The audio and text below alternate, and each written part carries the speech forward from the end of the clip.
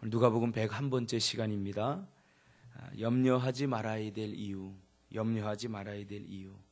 더 정확히 말하면 염려하지 말아야 될 소극적인 이유들에 대해서 이야기하고 있고, 내일 살펴볼 말씀은 적극적인 이유들에 대해서 살펴보겠습니다. 예수님은 어제 재물에 관한 이야기를 했습니다. 재물에 관한 이야기를 하고는 다시 이 부분에 관해서 조금 더 강화해서 오늘 말씀을 하고 있는 거죠. 사람들이 왜 재물을 모으고 그것을 창고에 쌓으려고 하는가? 미래를 준비하기 위해서입니다. 오늘 먹고 끝낼 일이라면 재물을 모을 이유가 하나도 없습니다. 재물을 모으는 이유는 내일을 위해서입니다. 내일을 위해서죠. 마태복음에서도 이야기하듯이 그러나 내일이라고 하는 것은 우리 인간의 영역이 아닙니다. 하나님의 영역이죠. 내일의 주인은 하나님이시죠. 그래서 마태복음에서 내일은 내일의 주인 대신 하나님께 모든 것을 맡겨라, 그렇게 이야기를 했죠. 재물은 사람들의 많은 그 부분의 문제를 해결합니다. 그래서 예수 믿는 사람들 중에 그렇게 말하는 사람들이 있어요. 난 돈이 없어도 돼. 그런 사람은 성경을 잘 모르는 사람들입니다. 돈이 없으면 안 되죠. 돈은 오늘날로 말하면 양식이나 마찬가지죠. 하나님, 우리가 성실하고 정직하게 돈을 벌어서 그것을 하나님의 영광을 위해서, 또 자신을 위해서, 교회를 위해서, 이웃을 위해서 사용하기를 원하십니다. 그러나 기억할 것이 있습니다. 돈으로 모든 것을 다 해결할 수 있는 것은 아니죠. 돈으로 모든 것을 전부 다 해결할 수 있는 것이 아닙니다. 그래서 어제 살펴본 것처럼 우리가 하나님의 도우심을 잊고 살아야 됩니다. 그래서 하나님이 주신 것들을 우리가 감사해야 되죠. 그럼에도 불구하고 재물은 역시 우리 인간의 많은 문제들과 또 필요를 해결해 주고 있는 것이 사실입니다. 그러기에 재물을 모으려고 하는 것은 자기의 안전과 또 미래 불확실함에 대한 대안이고 또 대응책이기도 합니다. 그러나 이것은 영원한 해결책은 아닙니다. 미봉책이죠. 잠시뿐이죠. 특히 예수님이 살던 시대에는 이 먹고 사는 문제, 그것이 생존과 관련이 되어 있었습니다. 그래서 창고에 들이지 않으면 오늘처럼 이 농사시설이 잘 되어 있다거나 또 농사를 짓고 많은 수확을 할 수 있는 그런 시대가 아니었기 때문에 창고를 들여서, 창고에 오늘 풍년이 들었던 것들을 창고에 들여서 그것을 쌓아놓지 않으면 오늘날처럼 1년 가뭄 이런 거로 끝나지 않죠. 몇 년 가뭄, 그런 시대이기 때문에 먹고 사는 문제가 막막해질 수밖에 없었죠. 그래서 예수님은 너희 목숨을 위하여 무엇을 먹을까 무엇을 마실까 염려하지 말라, 이렇게 이야기하고 있는 거죠. 그 몇 가지 이유를 오늘 살펴보겠습니다. 왜 염려하지 말라고 예수님께서 말하는가? 소극적 이유. 첫 번째는 목숨이 음식보다 중요하고 의복보다 중요합니다.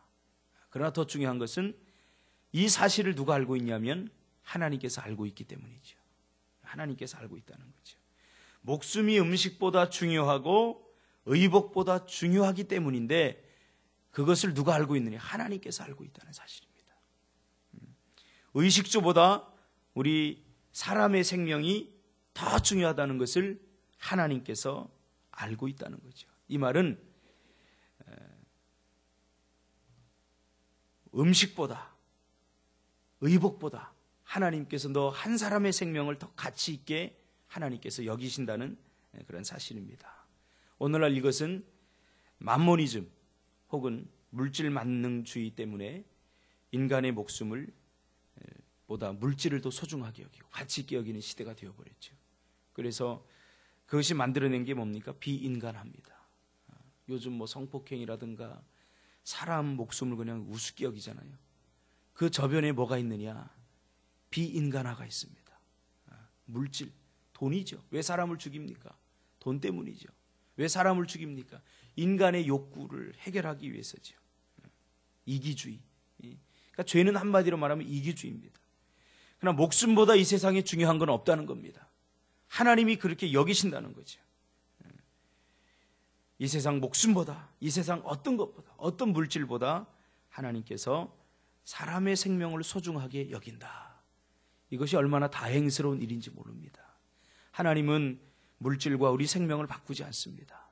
인간의 그 어떤 욕구보다 사람의 생명을 더 소중하게 하나님께서 여긴다는 사실이죠.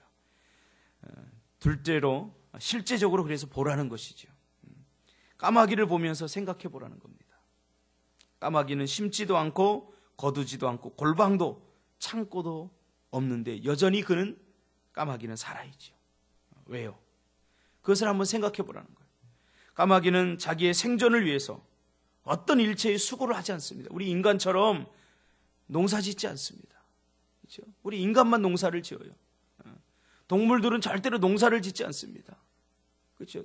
여러분 동물 중에 뭐 농사 짓는 동물 있습니까? 없어요. 찾아보세요. 우리 인간만 농사를 지어요. 인간만 농사를 짓지요. 자신들의 미래를 위해서 무엇인가를 준비하지 않는 까마귀도 굶어 죽지 않고 늘 살아가고 있음이 누구 때문인가? 너희들 생각해 보라는 거예요. 그 이유가 무엇인가 생각해 보라는 거예요. 너희들 자꾸 창고를 짓고 창고에 무엇인가를 쌓으면서 창고가 비면 걱정하고 근심하고 창고에 채울 곳이 없으면 늘 염려하는 우리의 모습을 보면서 까마귀는 그렇게 하지 않아도 살아가고 있다. 그러면서 우리에게 생각해 보라고 말하고 있는 거죠. 세 번째는 정말 너희가 염려한다고 그 문제가 해결되는 것이 아니기 때문이라는 거예요. 오늘 본문에도 말하고 있듯이 우리는 요만한 것 하나 해결을 못합니다. 우리가 결심하고 다짐하고 많은 것을 할 수 있다고 생각해서 계획도 세우지만 그러나 참 할 수 없는 일들이 더 많아요. 나이가 든다는 것은 성숙한다는 것은 뭡니까? 내가 할 수 있는 일보다 할 수 없다는 것을 깨닫는 것이 성숙입니다. 그것이 나이 듦입니다. 저도 20대를 이렇게 가만히 돌아보면 20대 때는 정말 열정이 가득했던 것 같아요. 안 되는 일이 없었어요. 내가 준비하고 계획하면 다 됐어요. 그러나 20대, 30대, 40대, 이제 50대를 향해서 달려가면서 깨닫는 게 내가 할 수 없는 것들이 참 많구나. 그런 것을 발견하게 됩니다. 그러면서 더욱더 겸손해지게 돼요. 하나님의 도우심을 구하게 돼요. 그 옛날에는 기도하지 않았던 것들도 요즘은 다 기도하게 돼요. 기도하게 돼요. 옛날에 기도 안 해도 내가 다 할 수 있었거든요. 그러나 나이가 들면서 옛날에 내가 했던 것들이 이제는 다 기도하게 되더라고요. 기도하게 되더라고요. 그래서 25절에서 너희가 염려함으로 키를 한 자나 더 할 수 있느냐라고 반문하죠. 여러분 염려한다고 문제가 해결되면 밤 지새우고 한 40일 선포하고 염려해야 돼요. 그렇죠? 염려한다고 해결이 되면 해결이 안 돼요. 염려한다. 어떻게 하면 해결이 됩니까? 하나님께 맡기면 해결됩니다. 기도하며 해결이 되는 줄 믿습니다. 할렐루야. 이렇게 이야기해도 우리 성도님들 잘 못 알아들어요. 우리 청년들에게도 얘들아 기도해야 된다. 기도해야 해결된다. 기도 잘 안 하는 것 같아요. 참 40이 되고 50이 되고 60이 돼야 이것을 깨닫는다면 참 안타깝죠. 우리 청년들에게 매일 이야기합니다. 젊을 때 기도해라. 젊을 때 기도가 습관이 되지 않으면 썬데이 크리스찬이 될 수밖에 없다. 제가 늘 강조를 합니다. 들의 백합화를 보라. 그러면서 예수님이 말하죠. 실도 만들지 않고 짜지도 않는다. 무슨 말입니까? 우리 인간들처럼 이렇게 누에꼬치를 통해서 실을 짜지 않고 또 실도 만들지 않아도 그 모양 자체, 그 백합화 모양 자체를 보면 솔로몬이 입었던 그 어떤 화려한 옷보다 더 아름답지 않느냐. 이게 누구의 작품이냐. 심지어 오늘 있다가 아궁이에 던져질 아무 쓸모없는 들풀도 하나님께서 입히지 않느냐. 참 어제도 어떤 제가 상담하는 우리 그 학생 친구를 보니까 옷을 좋은 거 네파? 요새는 그게 또 유행이라면서요. 맞아 민지야?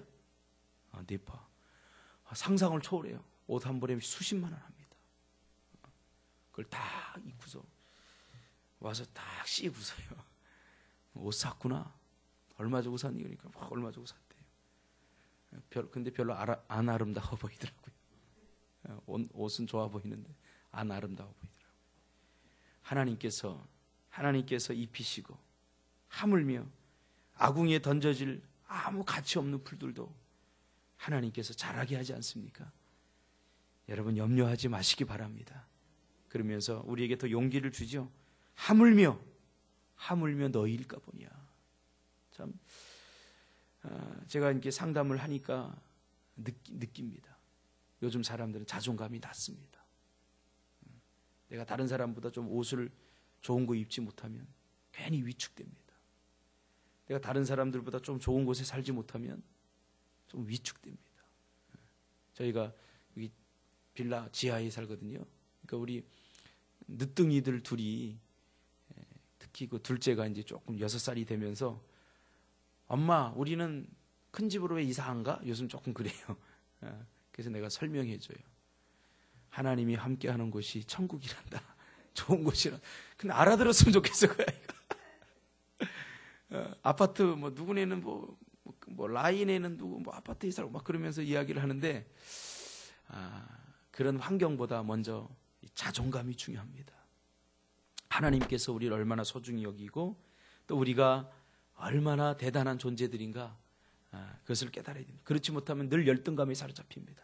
좋은 곳에 살아도 돈을 많이 벌어도 한국에서 가장 열등감이 심한 집단이 어딘 줄 아세요? 제가 공부할 때 보니까 저희 학교 교수가 이렇게 논문을 발표했는데 한국에서 가장 열등감이 심한 집단이 서울대학입니다. 왜 그러냐 설명을 해주는데 서울대에서 가장 그 점수가 높은 사람들이 들어가는 법대나 뭐 이런 쪽이잖아요. 그러다 보니까 나는 법대를 가지 못했어. 그러면서 좀 점수가 낮은 학생들은 열등감을 갖는다는 거예요. 좋은 과 다니는 학생들에게 향해서.